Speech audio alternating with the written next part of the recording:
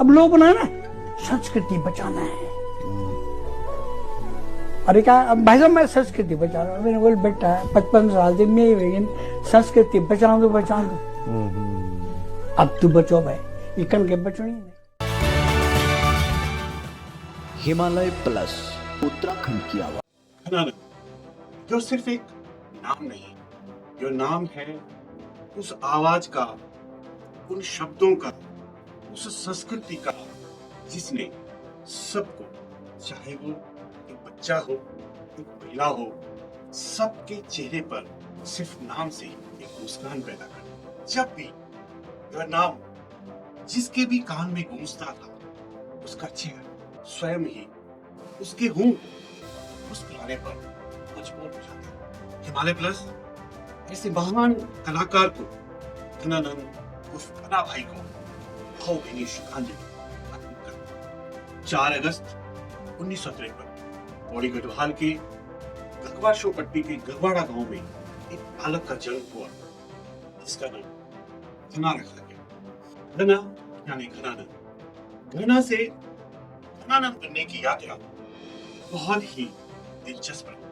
बाल्यकाल भले ही गगवाड़ों में बीता हो, ज्वाली घाटी में बीता हो, गगवाड़ा गांव में बीता हो, लेकिन प्रारंभिक शिक्षा के लिए घनानंद लैंसीडौन पहुंच गए। लैंसीडौन में शिक्षा दीक्षा के उपरांत ही, क्योंकि कला बचपन से ही होती है, तो एक जो भाव था कला का उनके अंदर था, तो लैंसीडौन में एक संस्था झंकार जिसका नाम था, वहां से उनकी यात्रा प्रारंभ हुई शुरू। कुछ कलाकार मिले इस समूह में और वहीं से घनानंद पैदा हुए।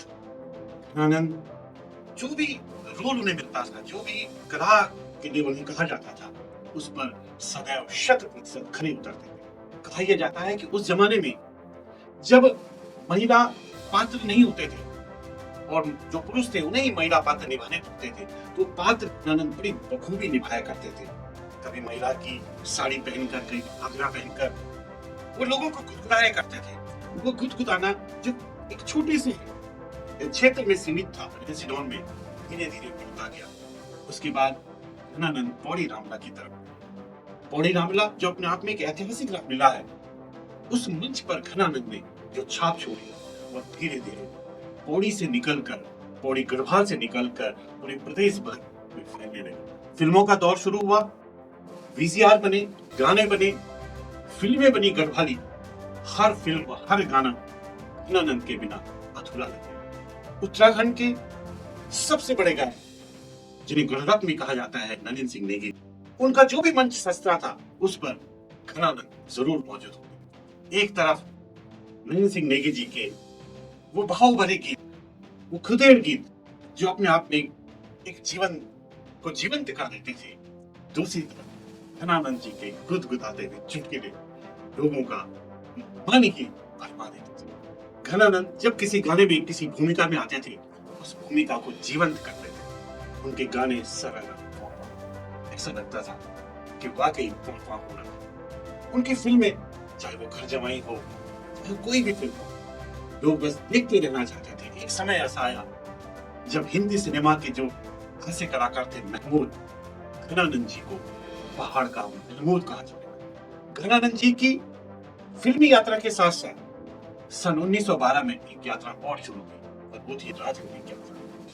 जब उन्हें चुनाव लड़ने का शौक चढ़ पड़ा, भारतीय जनता पार्टी ने उन्हें 2012 में पौड़ी विधानसभा से टिकट दिया। तब घनानंद वन विभाग में नौकरी करते थे और उन्होंने वीआरएस ले लिया। वे सेवा करना चाहते थे राजनीति के तौर पर। अद्भुत चुनाव हुआ पौड़ी का, लेकिन घनानंद जी की बदकिस्मती कहें, वो हार गए, कुछ वोटों से हार। लेकिन उन्होंने अपनी राजनीतिक ललक छोड़ी नहीं। 2017 हो, 2022 हो, उन्होंने भाजपा से टिकट मिली, लेकिन उन्हें टिकट नहीं मिला। इस राजनीतिक यात्रा के साथ साथ उनकी जो फिल्मों की यात्रा थी, जो पहाड़ की संस्कृति को गुदगुदाने की जो यात्रा थी, वो निरंतर चलती रही। वो जहां पर भी खड़े होते थे, चुटकुला निकल के आता था। लोग उनको देखते ही, आजकल के जो बच्चे हैं, घनानंद को देखते ही खुश हो जाते थे। हर कोई उनके साथ क्लिक करना चाहता था। वो ऐसा कलाकार जिसने हर किसी के दिल में जगह, हर की संस्कृति, जिस भाषा को आज हम लोग बोलने से भी कतराते हैं, वो उसी भाषा के एक एक शब्द को इस तरह से पिरोते थे कि किसी का भी मन गिर उठता। उनकी भाषा का एक एक शब्द, बल्कि मैं यूं कहूं तो गढ़वाली भाषा के ब्रांड एम्बेसडर थे, इसमें कोई अतिशयोक्ति नहीं।